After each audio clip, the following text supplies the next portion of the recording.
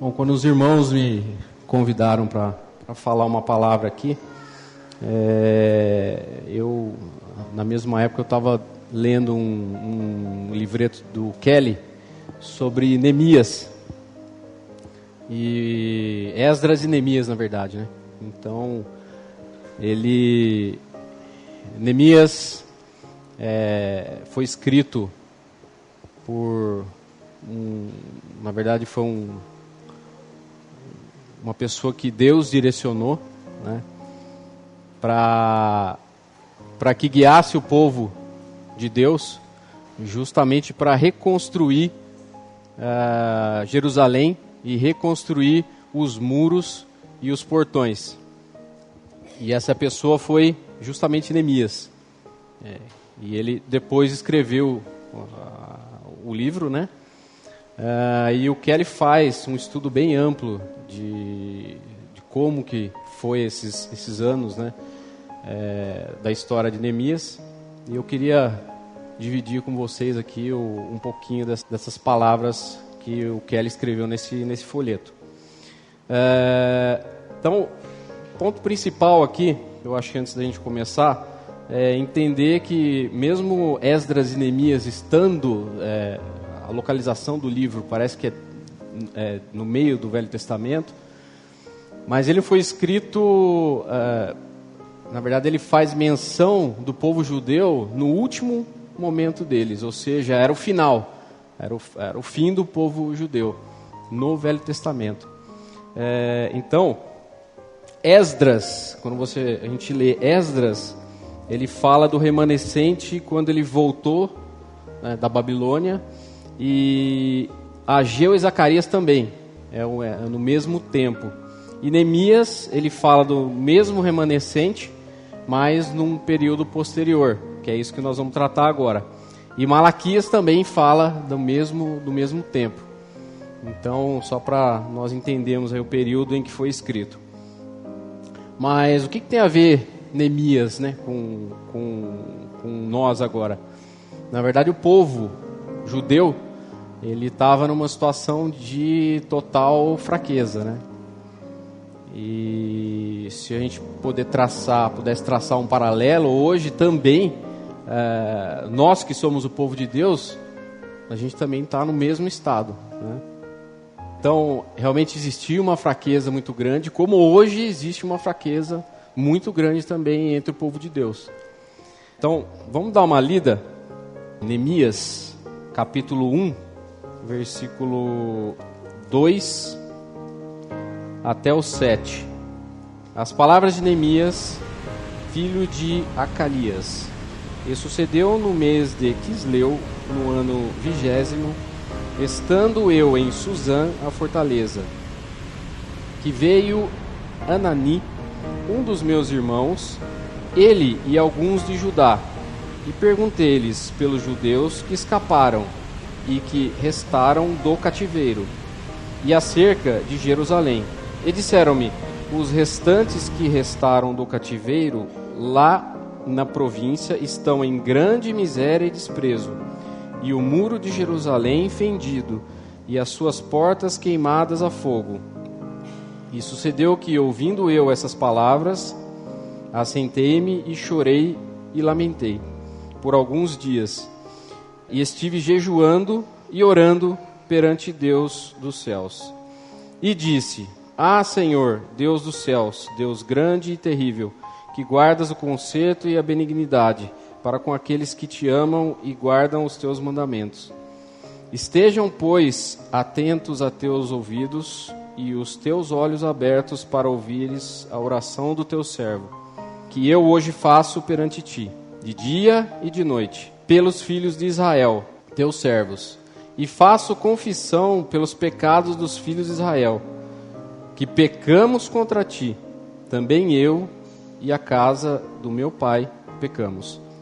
Então, um ponto importante aqui, que a gente, estudando o livro de Neemias, e o Kelly comenta sobre isso, é a característica moral de Neemias. Ou seja, ele tinha profunda convicção de qual era o estado do povo judeu. Ou seja, ele está aqui confessando que realmente eles estavam em fraqueza. Então, reconhecendo o real estado deles. Então, Neemias tinha essa convicção de ruína. Em um outro versículo, em Oséias 1:9, e ele disse: põe-lhe o nome de Lo-Amim, porque vós não sois meu povo, nem eu serei o vosso Deus. Então, nesse momento aqui de Neemias, o povo judeu, ele estava numa situação em que ele tinha perdido todos os privilégios de povo de Deus. Eles não eram mais considerados. Eles perderam a graça e a graça não, as bênçãos, né? E todo o privilégio que eles tinham como povo de Deus. E Neemias tinha realmente essa percepção. E o povo que voltou, né, que na verdade durante Neemias consegue trazer o povo de volta e começar a reconstrução de Jerusalém. Então esse povo que voltou era aproximadamente 50 mil pessoas, né, dos milhões que eram o povo judeu no início. Comenta-se que uma das 12 tribos apenas tinha 157 mil pessoas. Ou seja, se fazer esse valor vezes 12 tribos, dá para a gente imaginar o tamanho que era a tribo, o povo. E apenas 50 mil voltaram e estavam aqui nesse momento.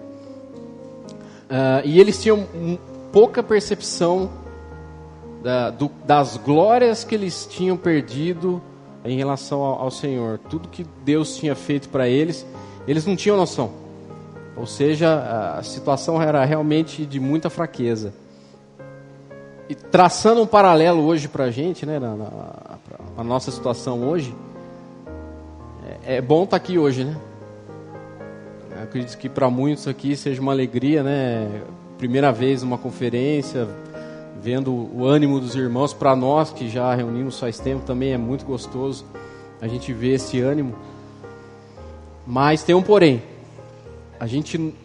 Nós como cristãos, a gente não pode perder, na verdade, a percepção da ruína que nós estamos hoje inseridos, que é o estado da igreja hoje. Ele é tão devastador. Muitos aqui vieram de denominações e podem citar milhões de exemplos de situações tristes, né, que o nome do Senhor está vinculado. Então, por mais que a gente tenha alegria de estar com os irmãos, isso é um privilégio nosso, né? O Senhor, através do Espírito Santo, nos deu esse entendimento e essa alegria de estar com os irmãos, mas a tristeza hoje de como que está a cristandade é muito complicada, é muito triste. Mas por que eu estou falando isso e por que eu estou fazendo esse paralelo, né? Vamos ler um outro versículo em Neemias 4, do 1 até o 4. E sucedeu que, ouvindo Sambalate, que edificávamos o muro, ardeu em ira. Sambalate aqui é um dos inimigos, né, que o diabo colocou nesse momento. Ardeu em ira e se indignou muito, e escarneceu dos judeus, e falou na presença dos seus irmãos e do exército de Samaria, e disse: que fazem esses fracos judeus? Permitir-se-lhe isto? Sacrificarão? Acabá-lo-ão num só dia? Vivificarão os montões do pó, as pedras que foram queimadas?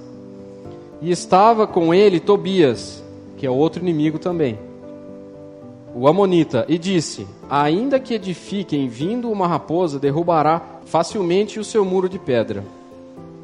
Aqui então Neemias ora para o Senhor, né? Ouve, ó nosso Deus, que somos tão desprezados, e caia o seu opróbrio sobre sua cabeça, e faze com que sejam um despojo numa terra de cativeiro. Hoje na primeira reunião, o Lineu falou sobre os inimigos, né? Na verdade, sempre quando existe algum trabalho, e era o que Neemias estava fazendo aqui, era um trabalho de levantar de novo os muros. Qual foi a primeira ação de Satanás? Colocar 2 inimigos. Ele queria já começar a minar, não diretamente, mas contornando e colocando barreiras e menosprezando o trabalho que eles estavam fazendo. Então, isso que o Lineu falou sobre inimigos também é uma verdade. E sempre quando nós fizermos alguma coisa para o Senhor, a gente vai sempre ser atacado. Vocês podem ter certeza disso. E o inimigo pode vir de fora do mundo, o inimigo pode vir de dentro da Assembleia e o inimigo pode vir de dentro da gente também. Tá? Então, é um cuidado que a gente tem que tomar, porque estarmos conscientes disso. Você vai fazer alguma coisa para o Senhor, vão ter forças contrárias, o diabo vai querer realmente atacar a gente. Então, nós estamos nesse momento, né, em fraqueza, mas se a gente voltar um pouquinho, o povo judeu ele tinha essa percepção de fraqueza, e nós também, estando em fraqueza, nós podemos ter a certeza de que o Senhor vai trabalhar conosco em fraqueza. E os nossos inimigos, o Senhor vai nos defender quando nós estivermos em fraqueza. Por que eu estou falando isso? Porque nós podemos muito bem começar a reclamar. Ou seja, começar a reclamar que nós não estamos... Puxa vida, cadê o poder, né? Onde que está o poder? Não tem poder. Hoje em dia não tem mais poder. No início da igreja, aonde que está aquele poder dos apóstolos, né? Que eles oravam e os prédios tremiam e tinham força para você curar as pessoas e milhões se convertiam num só dia. Onde que está essa força?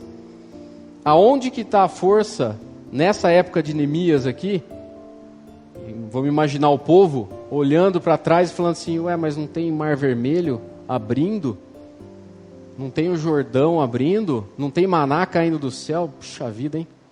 Onde que está? Cadê a força? Onde que está essa força? Não tem. Não tem essa força. E hoje, o nosso tempo aqui agora, são tempos de fraqueza, né? E o Senhor, Ele vai agir na nossa vida através do Espírito Santo em fraqueza. E aí vocês podem perguntar, mas como assim fraqueza, né? A reclamação, na verdade, e você achar que tá tudo muito fraco, é muito simples. O Espírito Santo ele não vai agir numa assembleia se tiver carne. Então, quando há convicção de fraqueza, aí sim o Espírito Santo tem a liberdade para agir.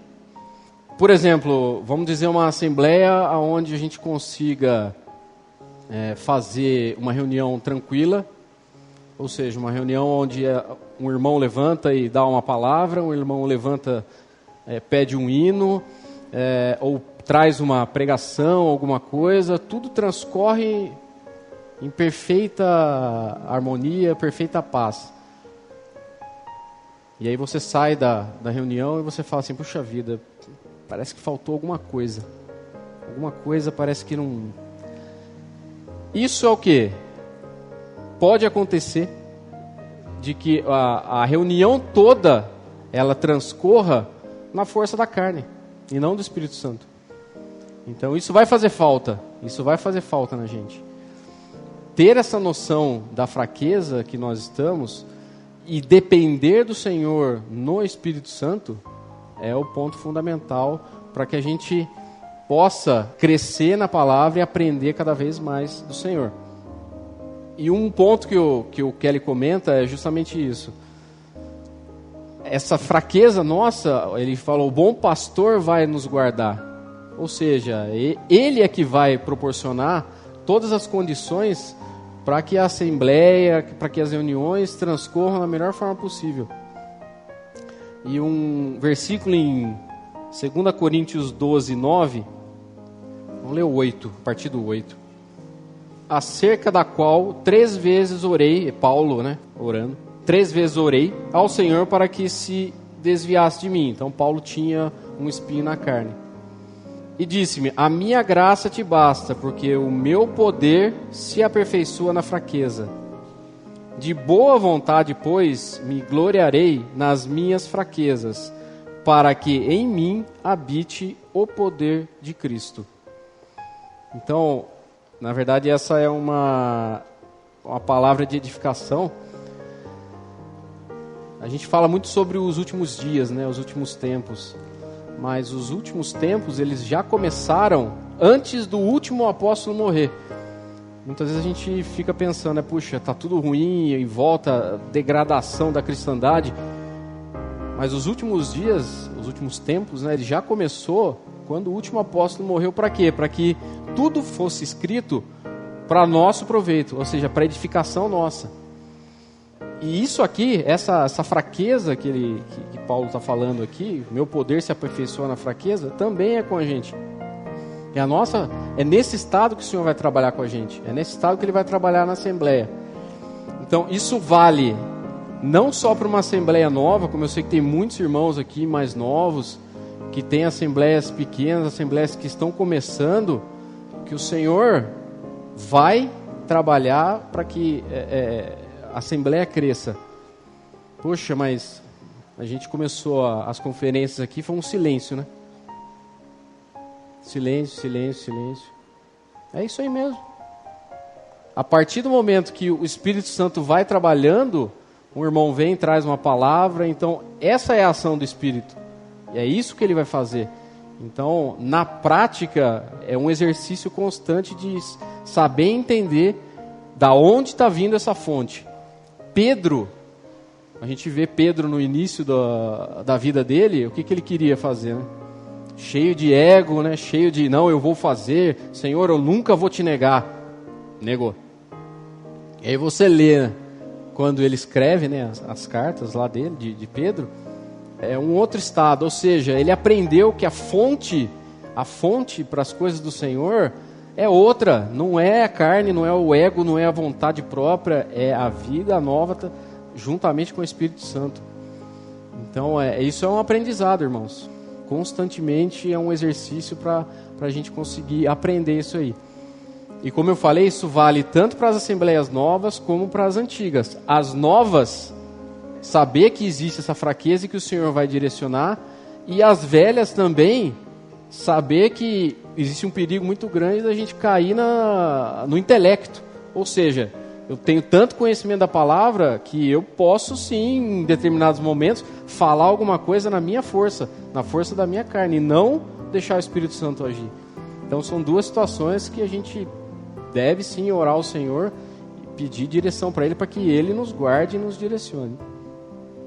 E só para finalizar, um ponto-chave que eu acho que é fundamental aqui no livro de Neemias, é que Neemias, ele tinha a convicção de que quem sairia, o Messias, sairia daquele povo.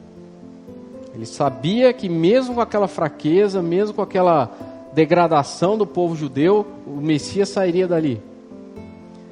Então a motivação dele era essa. Nós também, né? É o mesmo Messias, só que hoje nós temos o privilégio de conhecer ele pessoalmente e saber qual a vontade dele. Então o privilégio que nós temos aqui, escritos, do que foi deixado para a gente aqui, é algo maravilhoso. E realmente, o nosso foco é ele. O Pisinato me deu uma Bíblia de presente, acho que foi quando fiz uns 18 anos, acho. Mas ele me deu uma Bíblia e estava grifado um versículo, Hebreus 12, versículo 1. Isso aqui, irmãos, é sempre lógico, toda palavra né, mas é sempre um ânimo muito grande em momentos em que a gente perde o foco, e isso acontece. Como eu falei, o nosso estado ele vai oscilar, o estado da Assembleia também ele vai oscilar, não é constante, né? Mas quando nós lemos esses versículos aqui, isso aqui é o nosso objetivo. 12, versículo 1. Portanto, nós também, pois que estamos rodeados de uma tão grande nuvem de testemunhas, deixemos todo o embaraço e o pecado que tão de perto nos rodeia e corramos com paciência a carreira que nos está proposta, olhando para Jesus, autor e consumador da fé, o qual pelo gozo que lhe estava proposto, suportou a cruz, desprezando a afronta, e assentando-se à destra de Deus. Considerai, pois, aquele que suportou tais contradições. Então, assim como Neemias tinha um foco, ele tinha um objetivo, né? Nós também temos, que é o Senhor Jesus, né? Ele, através dele que nós temos força, através dele que nós temos todas as bênçãos. Ele morreu por nós, tudo que temos está nele. E a força para uma assembleia, força para uma reunião de assembleia, força para a gente andar nessa vida, está nele. Então, a partir do momento que a gente sai disso aí, a gente está sujeito realmente a cair. Mas o Senhor tem nos guardado e nós podemos ter confiança que Ele vai nos guardar até o último dia, quando Ele vier para nos levar. Que eu possa abençoar essa palavra, na graça.